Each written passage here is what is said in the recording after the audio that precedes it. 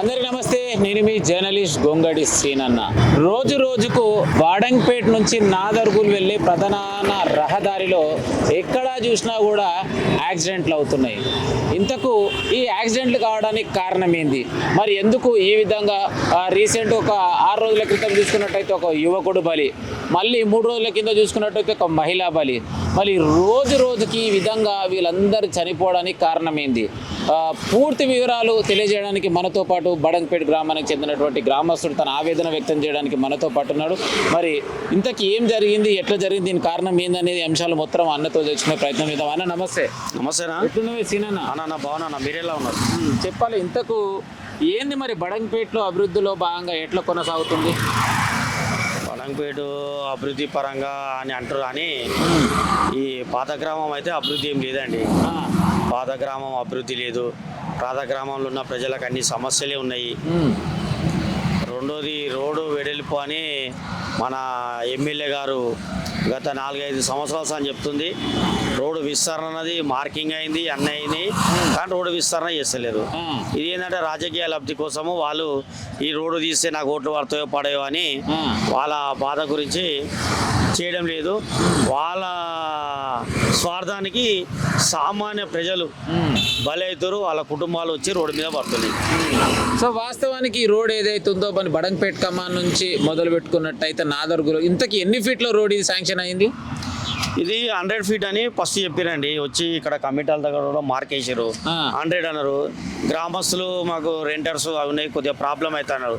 సరే 80 ఇయర్స్ అని చెప్పారు. ఆ 80 కాడికి కూడా తగ్గించి 80 కూడా చేయడం లేదు. ఉన్న రోడ్డుని వేసి ఆ మధ్యన పనిలేని డివైడర్ కట్టారు. ఆ డివైడర్ కట్టకుండా కూడా సాఫ్ సీదా బండ్లు పోతున్నాయేమో. ఆల్రెడీ మనకు బడంగపేట ఉత్సవాల కమిటీ గణేశుడు ఉన్నప్పుడు ఆ గణేషుని తీయడానికే కష్టమైంది. గణేశుడు తీయడానికే కష్టమైతే అప్పుడు ఉన్న ఉత్సవ సమితి కబ్బిళ్ళంతా పోయి మాట్లాడి అప్పటికప్పుడు డివైడర్ తీపిస్తే ఈరోజు అక్కడ చాలా కొద్దిగా విశాలంగా కనిపిస్తూ వస్తుంది. ఆడికెళ్ళి మళ్ళీ మన పాత గ్రామ పంచాయతీ నుంచి ఏదైతే కట్టిరో ఇది కట్టినప్పుడు సంది ఇక్కడ యాక్సిడెంట్లు తప్పడం వేరే లేదు. కాలు ఇరిగినాయి, చేతులు ఇరిగినాయి, ప్రాణాలు పోయినాయి. ఎంతోమంది 1-2 కాదు 10ల కొద్దీ యాక్సిడెంట్లు అవుతున్నాయి. కాబట్టి నిన్న మన జంగిలి సువర్ణ వదిలి మా బస్తీ వాసురాలు, ఆమె చాలా మంచి వ్యక్తి, సున్నితమైన వ్యక్తి, ఆమె అందరి పలకరించే వ్యక్తి. ఆమె రోడ్డు దాటడానికి వస్తే అక్కడికి వెళ్ళి వచ్చే వెహికల్ ఆమెను కొడితే ఎగిరి అవతల పడ్డది. ఈ డివైడర్ లేకుండా ఆమె జాగపో. ఈ డివైడర్ చాలా హైట్ ఉన్నది. ఈ డివైడర్ కాలు తీసి కాలు పెట్టి మీదికి ఎక్కడానికి ఆమె ఒక 55 సంవత్సరాల పైన ఉంటుంది. ఆమె అది ఎక్కడిక కష్టమైంది. ఈ బండ్లు రావడంలో ఆమె ఎక్కడిక కష్టమయడంలో అతను వచ్చి కొట్టేయడంలో ఆమె ప్రాణం పోయింది. ఈ ప్రాణానికి కారణం బాధ్యత కూడా ఈ డివైడరే. ఈ డివైడర్ ఉన్నప్పటికీ ఆమె చనిపోయింది. డివైడర్ లేకుండా ఆమె చనిపోబో. ఇంకోటి కూడా అధికారులు కూడా కొద్దిగా ఆలోచన చేయాలండి. మీరు ఈడికెళ్ళి ఆడదాకా మన పాత గ్రామ పంచాయతీ నుంచి అంబేద్కర్ సర్కిల్ దాకా మీరు ఓ డివైడర్ కట్టారు. ఈ డివైడర్కి వెళ్ళి ఇప్పుడు దాటితే పాత గ్రామ పంచాయతీ కాడ దాటాలి, లేకుంటే అంబేద్కర్ స్టాచ్యూ కాడ దాటాలి. ఈ మధ్యాహ్నం ప్రజలు ఎట్లా దాటాలి రోడ్డు? అధికారులు కూడా వచ్చి ఏసీ రూమ్లలో కూర్చొని ఏసీ కార్లలో పోయినంత సులువు కాదండి. ఇలా ముఖ్యమంత్రి గారు కూడా అధికారులు చెప్తున్నారు, ప్రజలలోకి వెళ్ళండి, ప్రజలతో మమేకండి, ప్రజలలో తిరగండి, ప్రజా సమస్యలు తెలుసుకోండి, ప్రజలకు అనుకూలంగా ఈ పాలన సాగించారంటే అధికారులు మొండి వైఖరితోటి వాళ్ళు ఉండడం ఈ రోజు చావు కూడా నా దృష్టిలో అధికారులు కూడా కారణమే. ఎందుకంటే ఏదో ఒక దగ్గర వెహికల్ పోకుండా ఒక మెట్రో స్టెప్ దాకా అక్కడ కూడా డౌన్ చేసి కడితే ప్రజలు ఈజీగా రోడ్డు దాడతారు. కానీ వాళ్ళు వెళ్ళడానికి కూడా ఫుడ్ కి సంబంధించినటువంటి ఫుట్ ప్రింట్స్ వేసి కలర్స్ వేస్తే కొంచెం వెహికల్స్ స్లో అయ్యే అవకాశం, వెహికల్స్ అవుతుంది. ఇంకోటి ఇక్కడ ప్రైమరీ స్కూల్ ఉంది. ఇక్కడ 3-4 సంవత్సరాల సంది చదువుకున్న పిల్లలు ఉంటారు. ఈ గల్లీలో ప్రైమరీ స్కూల్ ఉన్నది. ఈ ప్రైమరీ స్కూల్ పిల్లలు ఈ రోడ్ ఎలా దాడతారండి? ఈ డివైడర్ ఎక్కి వాళ్ళు ఎట్లా దాడతారు? ఆలోచన చేయాలి. స్కూల్ ఉన్నప్పుడు కూడా మనకు స్కూల్ దగ్గర రూల్స్ ఉన్నాయి. స్కూల్ దగ్గర డివైడర్ ఉండాలి, స్కూల్ దగ్గర రోడ్ క్రాసింగ్ ఉండాలి, ప్రతి ఒక్కటి ఉండాలి. ఏర్పాటు చేశారు బోర్డు లేదు, ఏమి లేదు. ఇక్కడ ఒక బోర్డు కూడా ఉండాలండి. ఈ ఊరు నుంచి ఊరు దాటేదాకా 40 స్పీడ్, 30 స్పీడ్, 50 స్పీడ్ అని ఒక బోర్డులు ఏర్పాటు చేయాలి. సూచన బోర్డులు లేవు, ఏం లేవు. ఎవరి స్వతంత్రం వాళ్ళది. ఈ బడంగపేటలో ఎవరి స్వతంత్రం వాళ్ళదైంది. చెప్పేటోడు దిక్కు లేక ఉన్నట్టు రాజ్యం అన్నట్టు ఇక్కడ తయారయ్యి ప్రజల ప్రాణాలు తీస్తున్నారు, ఉన్నోళ్ళు అయితే మంచిగురు. సో వాస్తవానికి అయితే రోడ్ వేసినాక రోడ్ తర్వాత నడవడానికి అంటే జనాలు నడవడానికి ఏదైతే వైట్ ప్లేట్ ఉంటుందో వైట్ ప్లేట్ కింద కూడా ఫుట్ పాత్ ఉంటుంది. మరి ఇక్కడ అలాంటి ఫుట్ పాత్ ఏమన్నా కనిపిస్తుందా ఇక్కడ? రోడే లేదంటే ఇక ఫుట్పాత్ ఎక్కడ సార్? రోడే లేదు, ఫుట్పాత్ ఏడు ఉంటుంది. ఇక రోడ్డు ఆడికెళ్ళి రెండు లైన్లు ఉండాలి, 2 లైన్లు పోయే రోడ్డు ఉండాలి.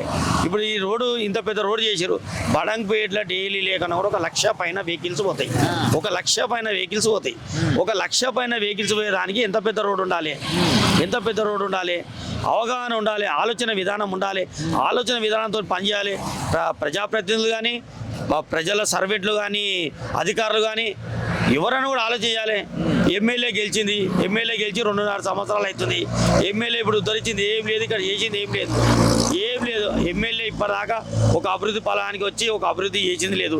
ఈ రోడ్డును చూసింది లేదు, రోడ్డును పట్టించుకోవడం లేదు. సో గతంలో చూసినట్టయితే మున్సిపాలిటీ ఉండే, ఇప్పుడు వచ్చేసి జిహెచ్ఎంసీ అయిపోయింది. వాస్తవానికి కేఎల్ఆర్ గారు ఒక స్పీచ్లో ఇవ్వడం జరిగింది. ఇప్పుడు జిహెచ్ఎంసీ అయిపోయింది, ఎక్కడున్నా ఏ సమస్యలైనా ఈజీగా తీర్చేస్తామన్నారు. దానిపై మీరేమంటారు? సమస్యలు ఈజీగా తీస్తారండి, అధికారులు రావాలి కదా. అధికారులు సమస్యలు అధికారులు ఇస్తారు. కేఎల్ఆర్ గారు ప్రజలను ఇలాంటి విషయాలన్నీ దృష్టిలో పెట్టుకొని ఇలాంటి సంఘటనలు జరగొద్దని కూడా ఆయన ఒక సౌతుతో ఆయన మంచి మనసుతో ఆలోచన చేసి ప్రతి ఒక్కటి చేసాము.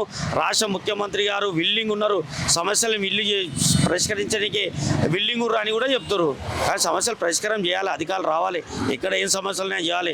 ఇంతసేపు ఆఫీసులో కూకొని ఆఫీసులోకి వెళ్ళి లేచిపోతుంటే కాదండి, కాదు.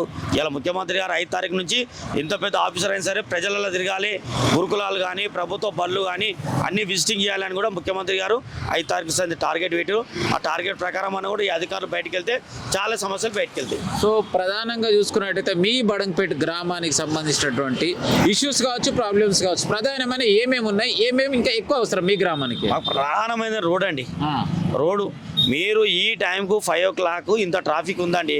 మీరు ఉదయం 7:30 to 9 o'clock చూడండి, స్కూల్ వాళ్ళు అప్పుడే పోతారు, ఆఫీసర్లు అప్పుడే పోతారు, ప్రైవేట్ జాబ్లకు అప్పుడే పోతారు, బిజినెస్ చేసుకుంటే వాళ్ళు అప్పుడే పోతారు.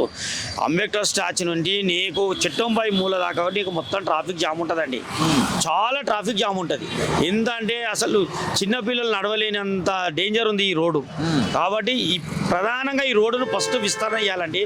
రోడ్డు విస్తరణ చేయాలి, రోడ్డుకు మార్కింగ్ చేయాలి, రోడ్డుకు బోర్డు సూచనలు పెట్టాలి, రోడ్డుకు మధ్యన ప్రజలు దాటనీకే ఆ ఫుట్పాత్లు తగ్గించాలి. సో రైట్, ఏదేమైనా కూడా గతంలో చూసుకున్నట్టయితే మున్సిపాలిటీ ఉండే, ఇప్పుడు చూసినట్టయితే జిహెచ్ఎంసీ అయింది. మరి జిహెచ్ఎంసీ అయినాక రోడ్డుకు ప్రధానంగా ఇరువైపులా ఏదైతే మరి ఫుట్పాత్కి సంబంధించి ఫుట్పాత్ కూడా లేని పరిస్థితి. మరి ఉన్నటువంటి ఏదైతే బిల్డింగ్స్ ఉన్నాయో ఎక్స్ట్రా కమర్షియల్ సెట్స్ చేసి రోడ్డు పైన వరకు వేసినా కూడా టౌన్ ప్లానింగ్కి సంబంధించి అధికారులు ఒక్కరు కూడా ఇక్కడికి విచ్చేసి వాటిపైన ఇప్పటి వరకు యాక్షన్ తీసుకోకపోగా, ఇంకొకటి ముఖ్యంగా చూసుకున్నట్టయితే అధికారులు ఇక్కడ వరకు వచ్చేసి ఏసీ రూమ్లకే పరిమితం అవుతున్నారని చెప్పేసి మనతో పాటు తన ఆవేదన వ్యక్తం చేస్తూ శ్రీనివాస్ గారు మరి క్లియర్గా తెలియజేయడం జరిగింది. ఏదేమైనా ఏదైతే ఇద్దరు చనిపోయినటువంటి ఒక యువకుడు కావచ్చు, మహిళ కావచ్చు, వాళ్ళ చావుకి కారణం బడంగపేట్ జిహెచ్ఎంసీ అధికారులు మరియు స్థానికంగా ఎమ్మెల్యే అని చెప్పేసి క్లియర్గా తన మాటలో ఆవేదన వ్యక్తం చేయడం జరిగింది.